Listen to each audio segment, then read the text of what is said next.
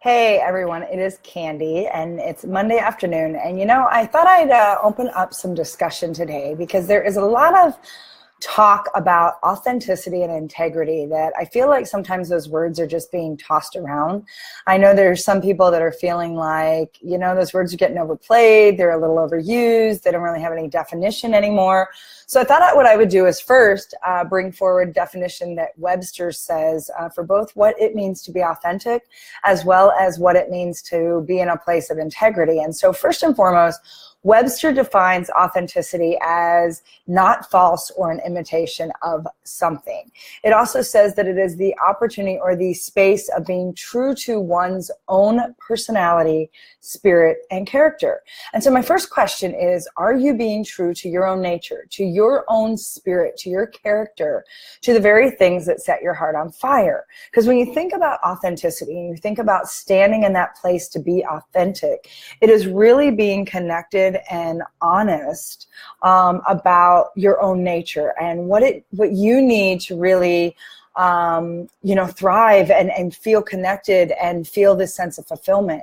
Unfortunately, too many times we have a kind of diluted or distilled version of what authenticity means. And so I really want you to think about how authentic you're being in your life. How true to your own nature, to your own self, to your spirit and character are you being? Are you putting on false pretenses? It's interesting. I just finished a little while ago the book by Maria Nemeth that's called The Energy of Money. Fantastic book. If you've not read it, highly, highly recommend it. But what I love is she talks about that we have three versions of ourselves. We have the self that we think we should be. So we play this role where we put this mask of what we feel others expect from us. So there's this space to say, I'm wearing the mask, or I'm being the person I think I should be.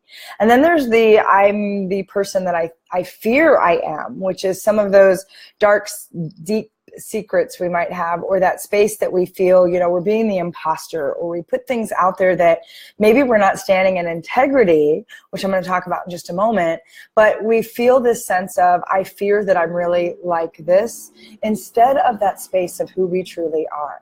And so when we talk about authenticity, it's not a word that I think, has enough roots to it or has enough meaning in the essence of how connected, how aligned, how much can you look at that sort of introspective, that spiritual mirror and look back and see the reflection that is pure, that is whole, that is complete, which then leads me to the space of integrity. And again, according to Webster, integrity is really the firm adherence to a code of especially moral or artistic values.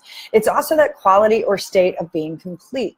And so in order to stand in integrity, you must really understand and know what your core values are.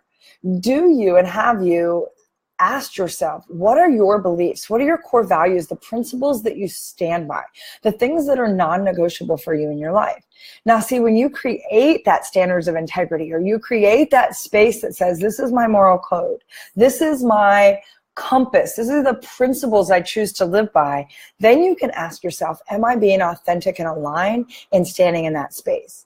But the code needs to be put in place first. And so first you need to define, what does it really mean for you to stand in integrity? Again, this is a word that sometimes we just throw out there and it doesn't really have those roots. It doesn't really have that connectedness back into something that's meaningful and really matters. And so I want you to think about that word integrity. I want you to think about, what are the core values, the principles, the standards, the code of conduct that you choose to live your life by. Because as I've mentioned many times before, and it warrants mentioning again, leadership is not some esoteric thing, right? It's not this thing that was bestowed upon you. It's not this thing that you're granted over busting your ass and whining and grinding and burning and churning and all of the other things that society has told you. That's the definition of leadership. No, leadership is much simpler than that. Leadership is truly just how you choose to show up. It's how you choose to serve others, and it's how you choose to take personal responsibility in that space. But here's the thing that's so interesting around leadership being a choice, and those choices you have in terms of how you show up, how you serve, and how you're taking personal responsibility.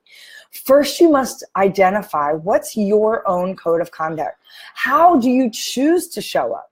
What's that state or those standards of integrity that say, this is who I am, this is who I choose to be, and this is who I'm going to continue to become as I then choose to put myself in my most authentic space possible, to be fully aligned, to be fully connected, to be fully in a space to say, I am walking and talking my talk. And so I want you to think about, integrity being this space of, it's that quality of state of being complete. And one of the reasons why people have such a hard time grasping the concept of authenticity is because they haven't gotten clear around their own integrity first. And so I really am going to urge and ask you to take a pause for a moment and ask yourself, what are the values? What are the principles? What's the code of conduct I choose to stand in as a person on this planet, as a part of the human race, and as a leader? Because again, leadership's not something that is bestowed or deemed or warranted for a select few. Leadership is everyone's responsibility.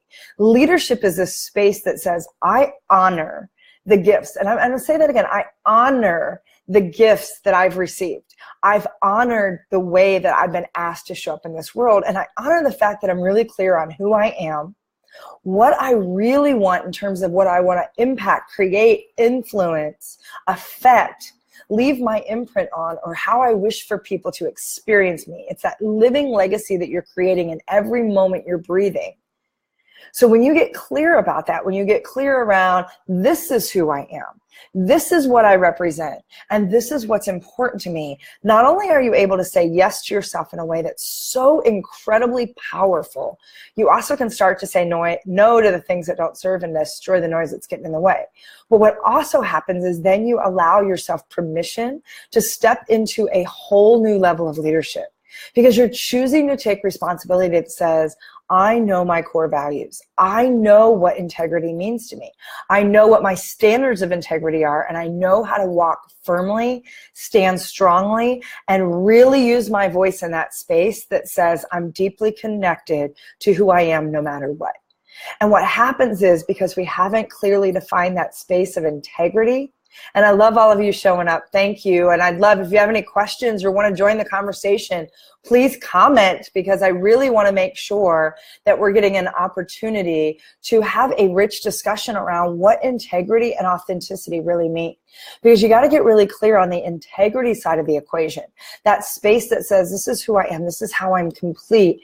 It's that adherence to a code that has been directed by our soul, a code that has been directed by our heart, by our who we are, so that then we can say, how authentic am I in terms of my own sense of self, my personality, my state of being, and that soul essence of who I am. So today I hope that you'll take some time to really ask yourself, if I were to have a standards of integrity, if I were to know what my core values and principles are, what would they be? And maybe you need to start by looking at those people you admire most. Maybe you need to look at those people that you deem to be leaders, whether they be people that are living, people that have passed, people that you know, maybe they're celebrities, they're authors, they're speakers, whoever they might be. Who are those people that when I say the word leader, who immediately pops up into your head? Who do you think, and what are the qualities that they possess? Because oftentimes we spot in others what we see in ourselves, or maybe what we haven't given ourselves permission to dance in and see for ourselves. So if you're seeing something in someone else that just sets your heart on fire, that gets your soul awakened, I want you to think about, does that person have courage? Does that person have passion? Does that person have, what are those qualities that you see in that person that fires you up so much that has you thinking, wow, that's what a leader looks like to me. Oh, hi, Havasa. It's so great to see you. I haven't talked to you in forever. Hope you're doing well. But I really hope that you can get into that space to say, well, what is it about that other person that sets my heart on fire? What is it about that other person that makes me go, yes? Because if you were honest about it for yourself, those are the very things that you have that are wired in yourself as well. Those are the things that really, truly speak to who you are. And then that becomes your standards of integrity. That becomes the space of, man, this is my code of conduct. This is how I choose to show up. This is how I choose to serve others. And this is how I choose to lead with great responsibility, knowing what my gifts are, knowing how powerful my voice is, and knowing that I have something to offer that's of value, something that is of meaning and something that others truly need. And so when you get really clear on the standards of integrity, I hear my internet's going out, so hopefully some of you are staying with me. We might have to redo this one. But I hope that you are creating that code of conduct for yourself. You are getting really clear on what your standards of integrity are. What's the code of conduct you choose to live by? And then you can ask yourself, how well am I doing in that space? Am I being true to myself? Am I being true to my personality? Am I being true to my character? Because then that's what authenticity really means. That's the space that says, authentic to my standards of integrity.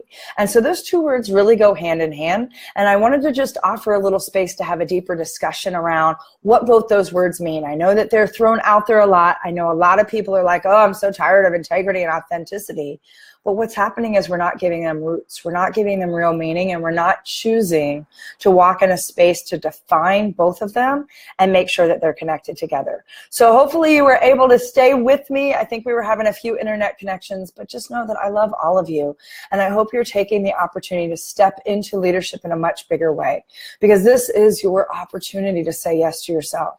This is your opportunity to realize that leadership is a powerful choice, and it's one that comes with responsibility. And so I hope that you are choosing to step into that role as a leader more and more every day. I will catch up with you soon. Make it a magnificent Monday. Thank you all for joining me, and I'll catch up with you soon. Bye.